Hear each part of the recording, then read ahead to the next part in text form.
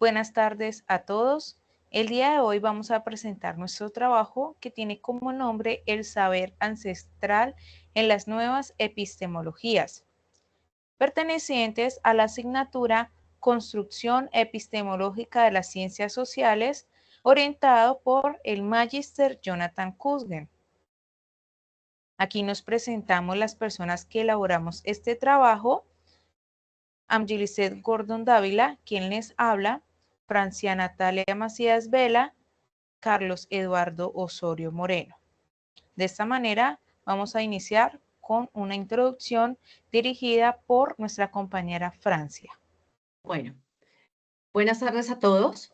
Entonces comenzamos hablando que Latinoamérica actualmente es la unión de diversas miradas por todo el pasado histórico que allí se ha generado desde la llegada de los españoles hasta la perspectiva pues que tenemos hoy en día de ella, con autores como de Sousa, como Lander y como Mignolo, que en gran medida realizan muchos cuestionamientos acerca del conocimiento o el saber ancestral que de pronto encontramos aquí en nuestro continente, en la parte de Latinoamérica, y que no ha tenido o no se le ha dado esa importancia o esa relevancia que nosotros quisiéramos que tuviera, y que tiene implícito una gran riqueza cultural en sí por su enorme diversidad y que al contrario siempre se le ha dado una gran relevancia, una importancia, se le ha dado mucho despliegue a todo el conocimiento eurocéntrico, de pronto por considerarse que tiene pues un nivel mayor de valor, ¿cierto? O que tiene una superioridad universal en relación con otras culturas y sociedades. En la otra parte, en el otro documento que nos relacionan, Mignolo también nos hace relación a la tradición oral. Es importante para nosotros, para el estudio de la historia y por gran medida para la conservación de las memorias y pues tener esa información como de primera mano, esa tradición oral de aquellas personas que vivieron ciertos sucesos o sus familias o sus abuelos o que de vieja data conocen en realidad la historia de todo lo que allí ocurrió. Entonces, esa es la parte que ellos nos hablan, tanto de las epistemologías del sur, que es como descentralizar un poco ese conocimiento, no solo darle importancia al conocimiento que viene de Europa y de otros lugares de afuera, sino también que le demos la relevancia necesaria que tiene el conocimiento que ha surgido a través de todos los años de historia ocurrida también aquí en Latinoamérica. Francia, muchísimas gracias por esta introducción. Seguidamente vamos a abordar este trabajo con una pregunta. ¿Cuáles resistencias se retoman en las comunidades cercanas? De esta manera, tomamos el departamento del Meta, que muestra una resistencia significativa a los modelos educativos eurocéntricos, pues que de esta manera han impuesto y defienden y promueven sus saberes y prácticas locales. El autor de Sousa Santos introduce el concepto de ecología de saberes y la epistemología del sur, que ahogan la coexistencia y el reconocimiento de múltiples formas de conocimiento. De esta manera, la resistencia que hace el departamento se traduce por la lucha de integrar los saberes tradicionales en el currículo educativo y promoviendo la educación inclusiva y representativa de su realidad cultural. Desde la perspectiva del autor Lander, aborda la colonialidad del saber y el eurocentrismo en las ciencias sociales, destacando la necesidad de colonizar el conocimiento y valorar los saberes locales. De esta manera, pues, el Meta resiste la marginalización de sus perspectivas que buscan ser reconocidas como productoras activas de conocimiento.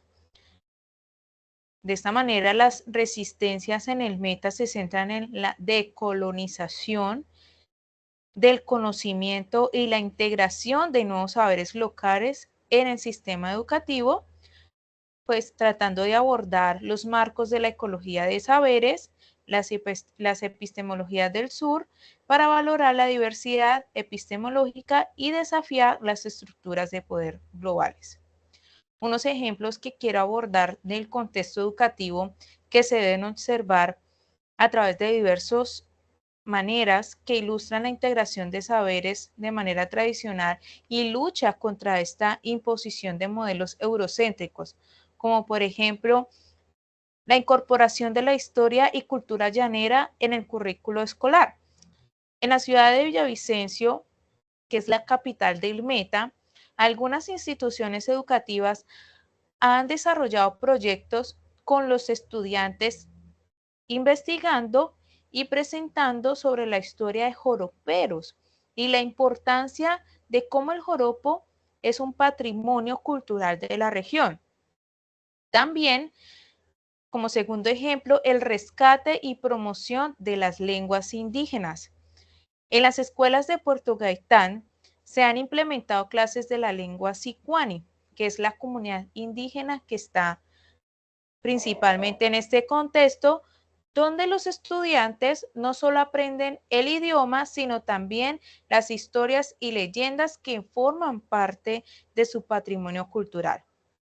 Estos ejemplos demuestran cómo las comunidades del Meta están activamente resistiendo a esta colonialidad del saber y promoviendo una educación que colabora y preserva los conocimientos y prácticas locales.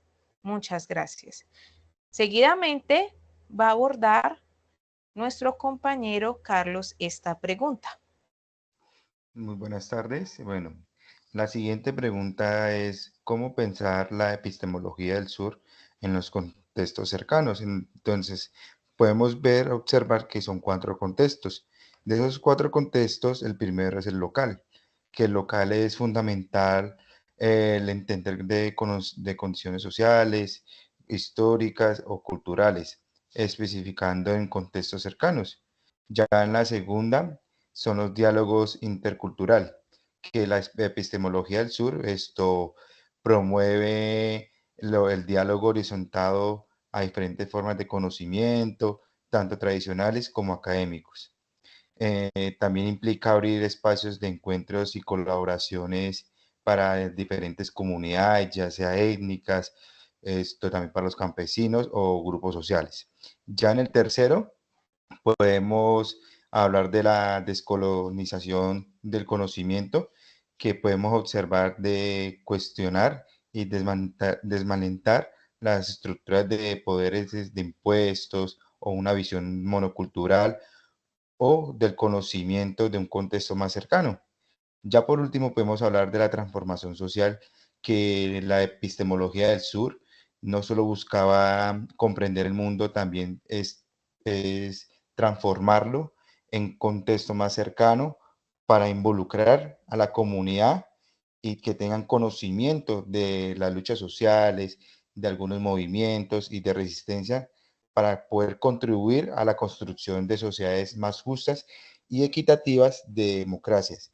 Entonces, si lo ponemos, esos cuatro contextos, lo ponemos en ámbito educativo, podemos comprender que las sociedades, historias como culturales, esto se pueden unir para que puedan poner algo significativo y por eso pueden ampliar la historia local, como decía mi compañera Angie, en el llano se ha perdido mucho la cultura que es el baile del joropo. Esto ya, esto se ha perdido mucho, por eso a final de cada mes hacen llanería, ¿es para qué?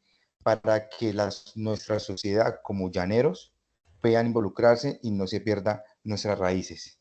Así también como la gobernación, como las alcaldías implementan actividades para que la cultura llanera pueda extenderse más en los ámbitos educativos. Y también saco referencia a un colegio que llama Nacionalizado o el famoso Colper, que ellos tienen como área la danza del joropo. que si ellos no bailan joropo, no pueden pasar la materia. Por eso mismo recalco mucho de volver a encontrar nuestra cultura llanera y demostrar y abrir más puertas. Muchas gracias. Carlos, muchísimas gracias por este aporte. Seguidamente y por último con Francia, que va a contestar la siguiente pregunta. Bueno, nuevamente bienvenidos. La pregunta que me ha tocado a mí es, ¿cuáles elementos de una tradición eurocéntrica se observan en el contexto cercano? Bueno, yo pienso que cuando hablamos de eurocentrismo, hablamos de manejo total, de una jerarquización del conocimiento.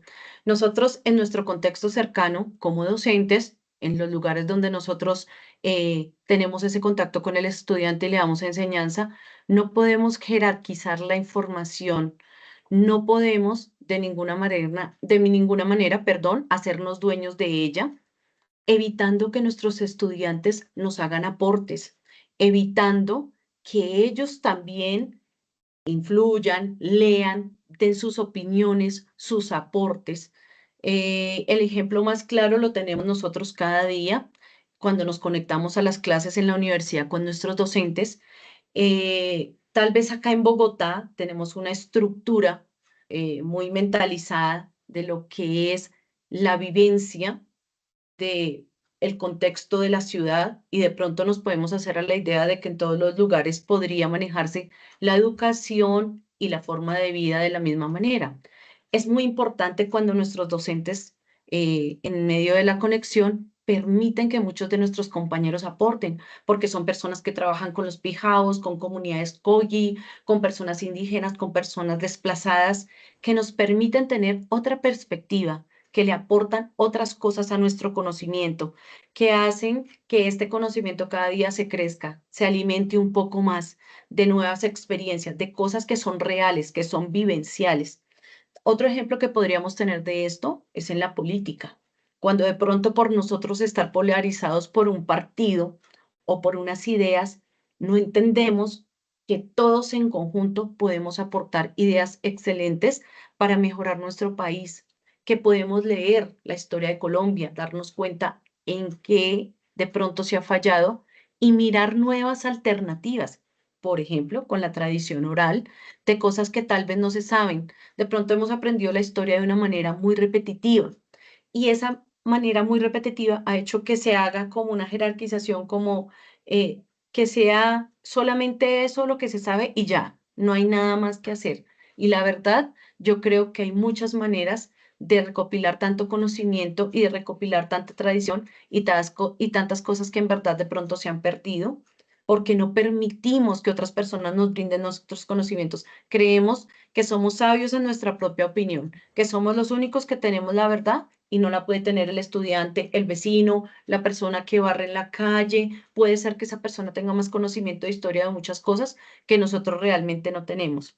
Quiero aclarar que estas tres últimas preguntas nosotros las hicimos con el objetivo de fomentar, digamos, o de entrelazar más bien el tema que veníamos tratando de las epistemologías del sur en relación al problema que planteamos en la actividad 2 y 4 con el contexto cercano. Nosotros como grupo hicimos un planteamiento de un problema y con todos los temas que estamos viendo en el área de epistemología los estamos relacionando en este momento con el tema de las epistemologías del sur, de la tradición oral, del eurocentrismo y por eso hicimos esta parte de la actividad. Entonces, compañeros, Angie, Carlitos, muchas gracias por sus valiosos aportes, muchas gracias por este ratico de conocimiento, que es muy importante. Profe Jonathan, muchas gracias por brindarnos el espacio